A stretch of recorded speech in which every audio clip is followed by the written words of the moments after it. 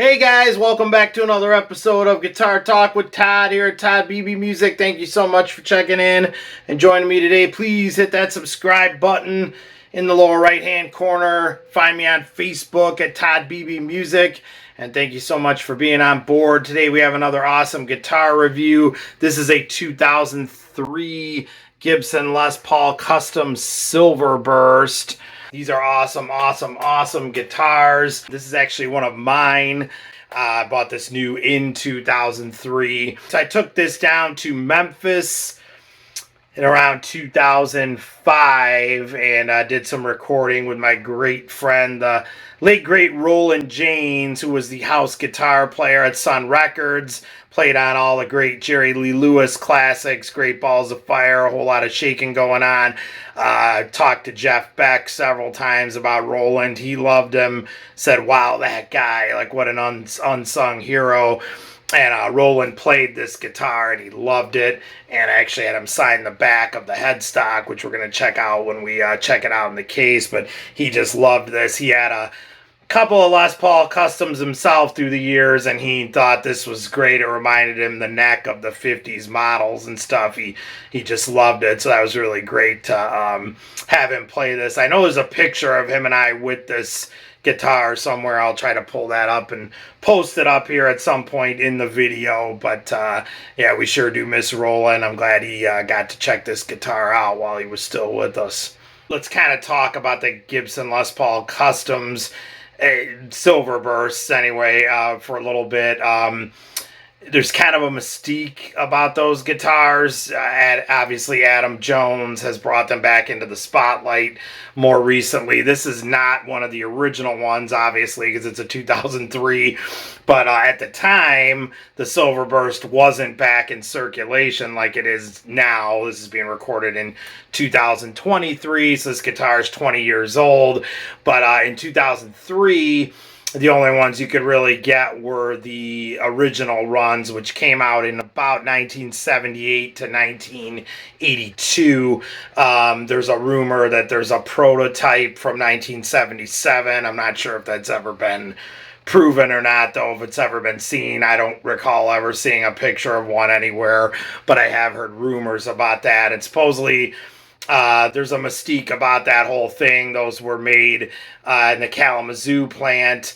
There's a rumor that because the Les Paul originally came out in 1952, the rumor is that was for the 25th anniversary. They decided to do something for the silver anniversary and paint, some of these silver was what they did at that time. Again, a rumor, never really been confirmed.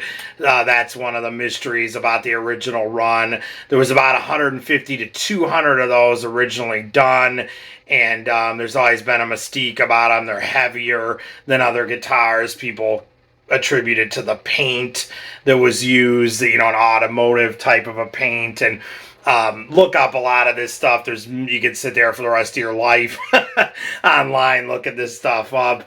There's so many mysteries about these, the original runs anyway, how they exactly came to be. It's weird if you see older ones now because of Adam Jones and other people. Those have really gone up in the collectability department, and a lot of them end up turning kind of a greenish color as they age, which people have attributed to, if you played it out in a smoky bar night after night, that kind of made the finish age and green and whatnot. So there's all kinds of factors that come into play with that, where it's being stored, the climate you live in, that type of thing that affects the paint. Because I've seen some of that original run that are still spot on silver, and I've seen some that are just like green that look like they were almost done. You have to look at it and be like, this was actually silver. It's almost hard to believe at this point because it's oxidized and turned so green through the years. But anyway, moving forward from that original run, which ended in about 82, like I said, they did about 150 to 200 of them originally.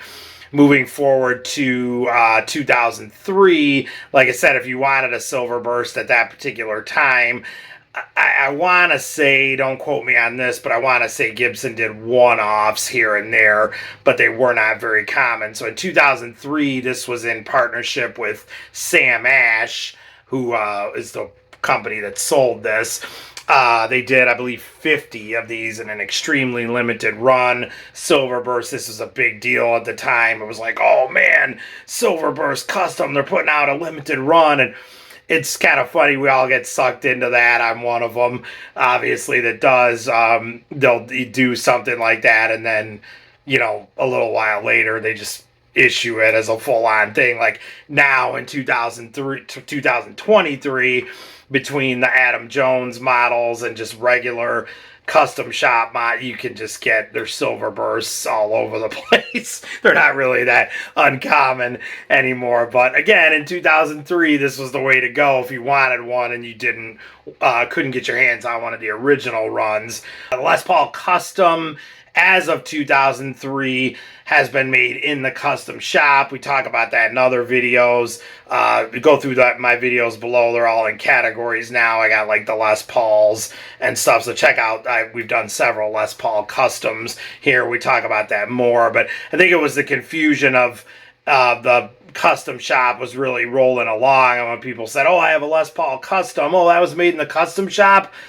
No, but it's a Les Paul custom. Well, why is it called a custom then if it's not made in the custom shop? And I think to alleviate any of that confusion, they were like, let's just go ahead and start making all of the Les Paul customs in the custom shop.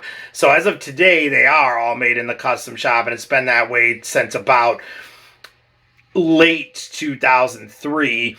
I don't want to talk about that for a minute. Dating the serial number on this one, it was made in around summer, right in the middle of 2003. And supposedly I've heard rumors that this run of 50 that they did for Sam Ash was one of the last runs of Les Paul customs made in the USA plant, because then later on, about fall of 2003, was when they made the full-on move to the custom shop with all the Les Paul customs. And from then on, for the last 20 years now, if you get a Les Paul custom, it's made in the custom shop. But again, going back to 2003, middle of the year around summertime, which is where this dates the serial number to, this one was still made in the USA plant, and that whole run was in conjunction with Sam Ash Music.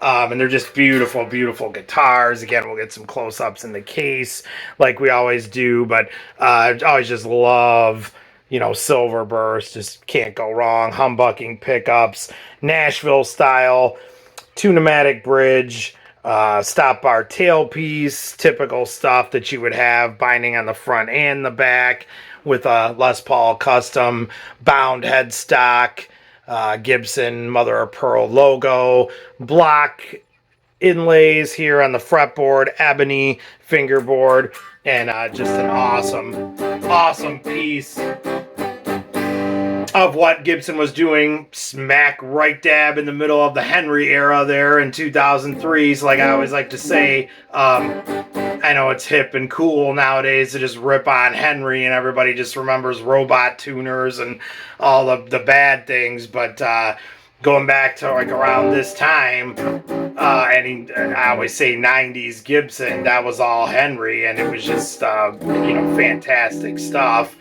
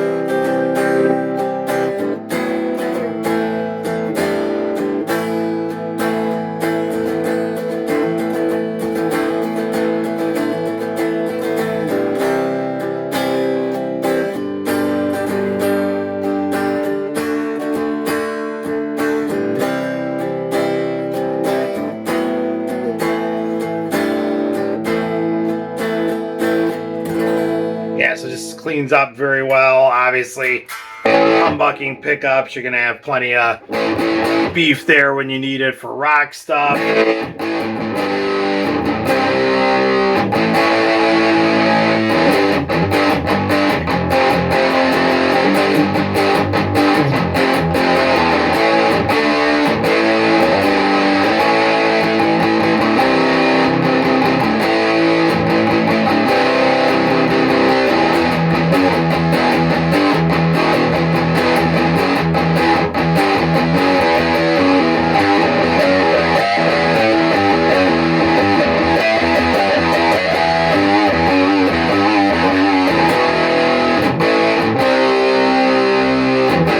Yeah, so just great job there out of the USA plant.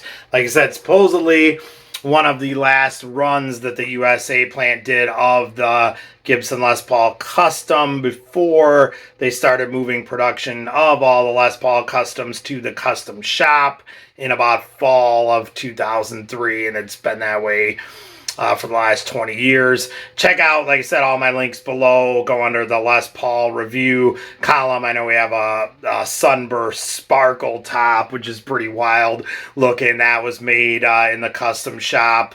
It's a 2007 model. We have 93, which is supposedly one of the first Les Paul custom historic models, 57 reissues that the full-on custom shop made in 1993. We talk about that a lot on this channel too. The Gibson custom shop existed before 93, but as a full-on standalone entity on its own, the Gibson custom shop as a full-on standalone thing really didn't get going until about 1993. And like I said, I'll put the link below to, we have a beautiful Black Beauty 57 historic model that they used to put the historic stamp on the back of the headstock. And supposedly, talking to the people at Gibson, that's one of the very first historic models ever made in the custom shop. And it's just a flawless guitar. Check out the review of that one. We also have a 96 Les Paul Custom, which again, at that time came out of the custom shop because it was a 57 reissue. It wasn't just a Les Paul Custom 1996. It was built in 96, but it was a 57 reissue. I know it's very confusing. All of the numbers definitely are.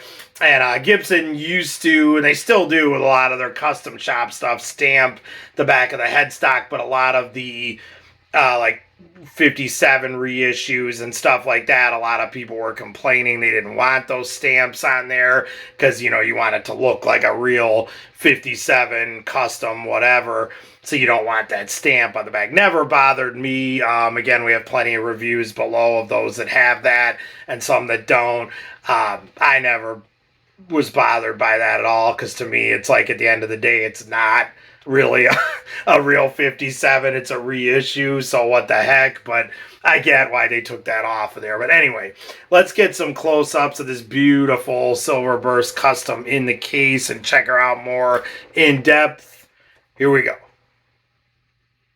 Okay, so here is the case for the 2003 Gibson Les Paul Custom in Silverburst. Definitely period correct. Got the USA logo on the case. Like I said, this was made in the USA plant. At this particular time, they had switched over to these black cases, which are really cool. Not quite as cool as those brown ones with the pink interiors in the 90s. Those are still my favorite. But these were great cases as well. Opened it up here. We had the gray fur on the interior here. And then we had the black shroud when they were still putting these on. So very cool, and this was definitely what came with this at that particular time. So there we are, a nice shot of the Silverburst there, just looking awesome. Three-way toggle switch, like I said, a lot of your typical stuff here. Humbucking pickups with the chrome covers on them, and Nashville style 2-pneumatic bridge. Stop bar tailpiece, got the 4 black speed knobs, 2 volume, 2 tone on the maple top there. Just looking awesome. Ebony fingerboard with the block inlays going up. Just awesome, awesome stuff. Like I said, they really put a lot of attention to detail on this because at the time that was the first time Silverburst had been available for a long time. Typical Gibson Les Paul custom headstock there with the diamond and the Gibson mother of pearl logo, bound headstock, Les Paul custom truss rod cover. All right, let's flip this over and get a look at the back here. Okay, so nothing really unique going on here, all black. I kind of wish they would have done, I'll see if I can throw some pictures up. We've all seen on a lot of the classic Silverburst customs there from 78 to 82. You had like the Silverburst going on right there in the center of the back as well. And a lot of times it would go up onto the neck too. I just love that. They just opted for all black here. At that time, these were such a hot commodity. They were probably like, hey, we could just put these out on the front and they're going to sell. And they did. So, like I said, nothing special going on. You got the three-way toggle control cavity there, and the same thing with the 2-volume, 2-tone binding on the back. I'm trying to focus in here, just like you would on any other Les Paul custom. The black neck, awesome Grover tuners there, and there is my man Roland James.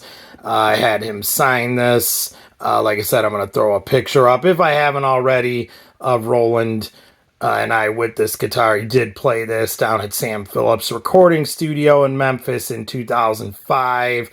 And he just loved this guitar so much. I had him sign the back of it when he was done playing it. Sure do miss Roland. It's great to have his signature on this beautiful guitar. All right, let's get one more shot of the front here. No, actually, I lied. Let's flip this over and look at the output jack like we always do. Okay, got the chrome cover there and the output jack. The yellowed binding starting to kick in there. This thing is 20 years old now, being that this is being recorded in 2023. I do want to point out, which I didn't talk about already, that I did swap out these for Schaller strap locks. Obviously, I still have the original strap buttons as well, but like I said, we don't ever care about that on this show because we are powered by Strap Tight. Stop dropping your guitar, stop altering your guitar, throw on a Strap Tight, and you are done. And that's what I have done for many years now. We love, love, love Strap Tight on this show, so check them out. All right, let's get one more full case shot here. Okay, so there is one more full case shot of the beautiful 2003 Gibson Les Paul Custom in Silverburst limited run there from Sam Ash. Before we give this thing a test run, I want to show you guys an awesome ad that I still have inside the case pocket for this. So let's zoom in on that here, close the case up and check that out. Okay, so any of you that know me know I'm a freak and I hoard and collect and hang on to everything, especially music and guitar related. And when these came out and I grabbed one, I actually held on to the ad at the time. So I can tell you right now, that is not what I paid, but that was the list price for it. I got it way less than that. Mine was actually under $2,000 that I paid at the time, which is big money now, and it certainly was in 2003. But couple of things to point out here. You can see the ghost on the ad. This was a Halloween flyer. And like I said, this guitar, dating the serial number, was made in about summer, middle of 2003. And this would have been out on display and for sale in like October and fall. And it was right around the time this ad was out and this guitar was out that Gibson had officially switched over and started making all the Les Paul customs in the custom shop instead of the USA plant. But check out what that ad says there. It kind of talks about it. The Les Paul Custom Silverburst has been unavailable for 2 decades. Now Gibson and Sam Ash are proud to offer a very limited edition of this elegant instrument that's sure to become a collector's dream. Features chrome hardware, ebony fingerboard with block markers, bound neck, body and headstock, 3-way switch, 2 chrome covered humbucker pickups, 2 volume and 2 tone controls, black pick guard, 2 pneumatic bridge with stop tailpiece, case included. Interesting to point out, mine does not have a pick guard on it, and I know a couple other people that grabbed these and they did not either, so it's kind of funny. They a lot of times they'll give you a pick guard with these. They did not with these, and I know other people that got them and they didn't get one either, so which is okay. I like it without the pick guard, but I just find that interesting. So you can see right there, Gibson Les Paul Custom Silverburst, $2,589, put out around Halloween time of 2003, and then this was put out just a couple months later. I'm going to say about probably January, February of 2004, so a few months later. This same ad that I saved, same guitar. So you can see right there, it says the same thing. The Les Paul Custom Silverburst has been unavailable for 2 decades. Gibson and Sam Ash are proud to. Sam Ash exclusive, you know, they teamed up. But you can see right there, $2,889 versus $2,589. So it had already gone up $300 because the demand for these was so, they were selling them really well. And they knew that whole run was going to be gone, and they were, I think, getting whatever they could for them at the time. So I just remember seeing that and thinking, I'm just going to rip this out and throw it in the case. So it's kind of cool to do stuff like that. If you ever do, you check out some of the other stuff on here real quick too. You know, like a Les Paul Studio at that time was $1,099. I mean, it's just crazy. So this is like an early 2004 ad. Even like right there, you've got the historic custom 57, and you know, list $3,299. So it's like, it's crazy though, because just a regular custom now is going for about $5,000. This is being recorded in 2023, so prices have gone up quite a bit since then. But I always thought that's cool. If you have a guitar like this, you see the ad, cut it out, fold it up, whatever, throw it in the case. Kind of cool to reflect on, like we are here 20 years later. Okay, so let's take this for a test drive. Play some slide, some rock stuff, some blues stuff. I'm gonna put on a Peter Green style, you know, like backing track type of a thing here, and kind of like the way they did you know, All Over Now, or you know, Got a Mind to Give Up Living, the old BB King track, in that style of the way Peter and Fleetwood Mac did it. So I'm going to put that on, jam along with it, and give this thing a test drive here. Let's check it out.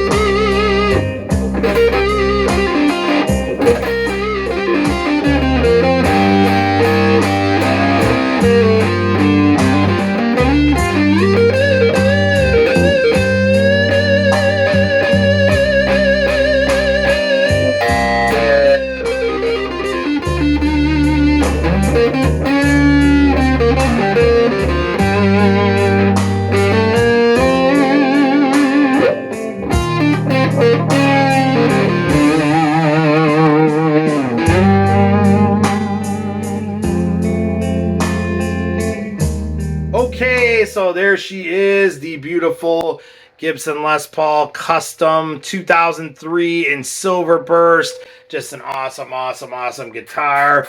So thanks for checking in, you guys. Please comment below. Let me know what you think. Do you love the Silverburst? Do you hate them? How could you hate them? Well, what about just a Les Paul Custom? Do you like that versus the standard or the studio? Custom shop models versus USA plant models? Comment below. Let me know what you all think of what we've been talking about here today. Please hit that subscribe button in the lower right-hand corner. You know I appreciate it. Find me on Facebook at Todd Beebe Music. We will see you again. Thanks so much for checking in. Stay safe and love your dogs. Take care.